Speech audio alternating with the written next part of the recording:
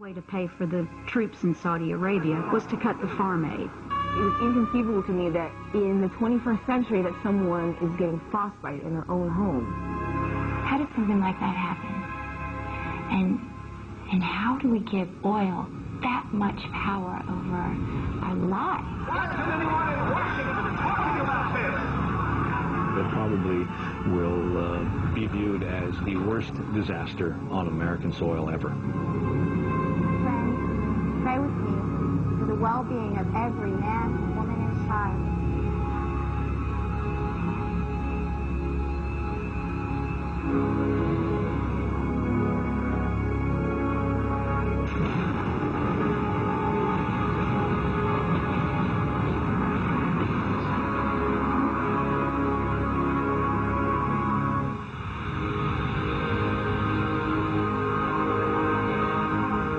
By the summer of 2005, American reliance on oil was at an all-time high. We were the world's #1 consumer, burning a quarter of all the oil produced globally. There were 2 cars for every household. There was even an oil man in the White House.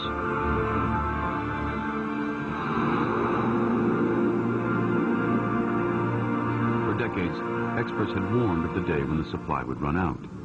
But no one expected that day to arrive so soon.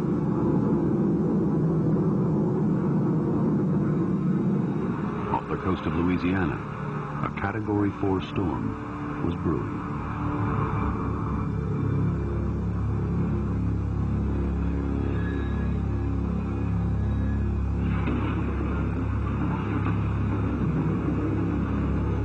Labor Day weekend, but out in the Gulf of Mexico, Hurricane Julia continues to build, and the experts are telling the people of New Orleans to think about evacuating the city.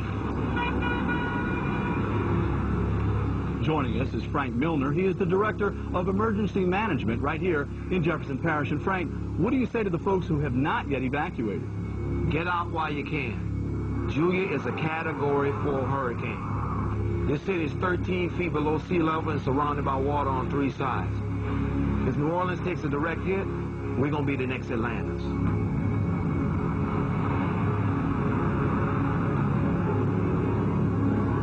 While the nation worried about the threat posed to the people of New Orleans, the fears of those in the oil industry were focused on a few acres of marshland 60 miles further south.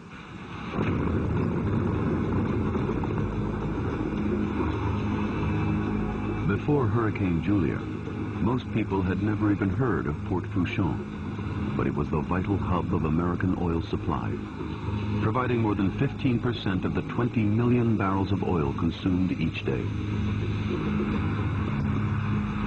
The port's Director of Operations, John Hamill, knew he had little margin for error.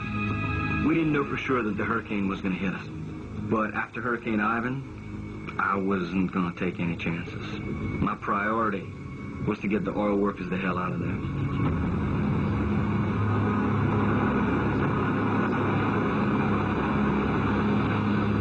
Of course, the evacuation process would save the men, but it wouldn't protect the billions and billions of dollars of oil and the drilling infrastructure out there in the Gulf of Mexico. We extract 1 million barrels of oil on the rigs supported by the port. That's the bulk of deep water gas and oil production out in the Gulf.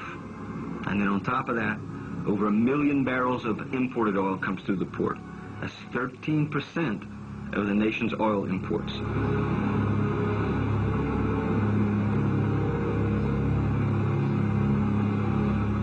The majority of these foreign imports flowed through the essential Loop pipeline.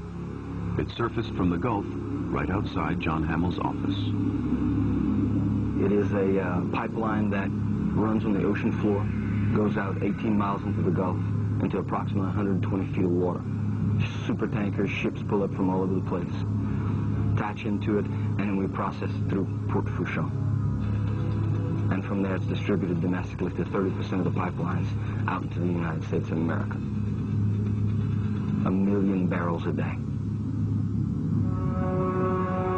That evening, government officials met to discuss emergency management plans for New Orleans and Port Fourchon, should Hurricane Julia strike.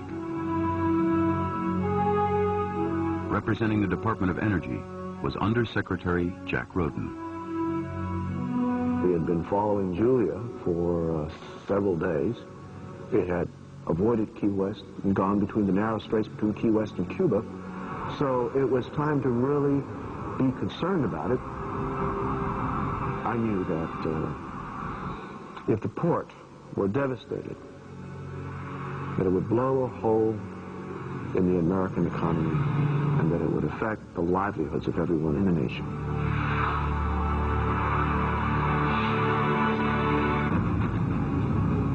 Forecasters are warning that it's only a matter of hours now before Hurricane Julia strikes the city of New Orleans. By Saturday afternoon, authorities declared a full-scale state of emergency for Louisiana. Over 1 million people have been on the move on many of the highways out of New Orleans. It's absolute gridlock. Cars blocked highways, with people desperate to escape the coming storm. Now, the mayor is concerned about the 100,000 or so who are not leaving. We have over 100,000 residents that rely upon public transportation to get around the city, so they really do not have any means to leave our city. So we will have people in the city that will ride the storm out. Just a short while ago, they opened up the Superdome as what they refer to a shelter of last resort.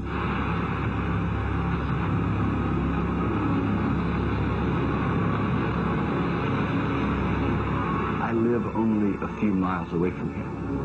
I was born and raised here.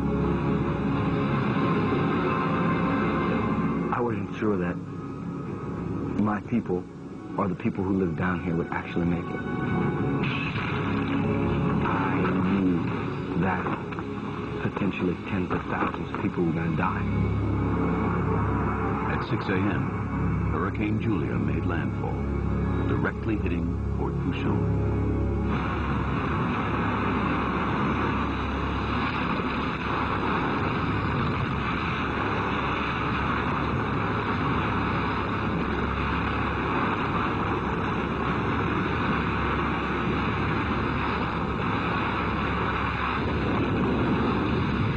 Slowly inland, Julia tore apart vast areas of southern Louisiana.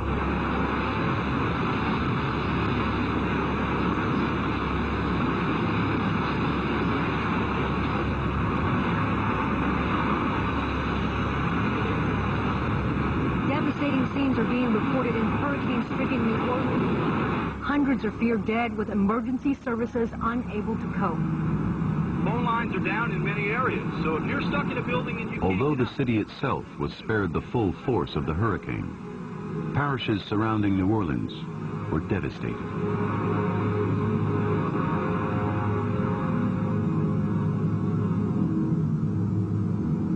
It's never going to be the same again. Many people were lost. And you can't retrieve lives. In Louisiana, 1,476 people would die at the hands of Julia. But the oil crisis that followed would claim tens of thousands more lives in the months to come. That Labor Day weekend, with lines of communication cut off, government officials had no way of knowing the extent of the damage. Everyone was desperate for information. I wanted to give the Secretary of Energy and the President of the United States the best possible advice I could give. But my advice and my counsel was dependent on information from Port Fourchon.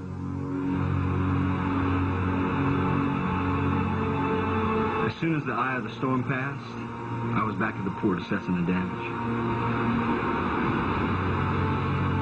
The port was an absolute mess. Entire platforms had simply disappeared.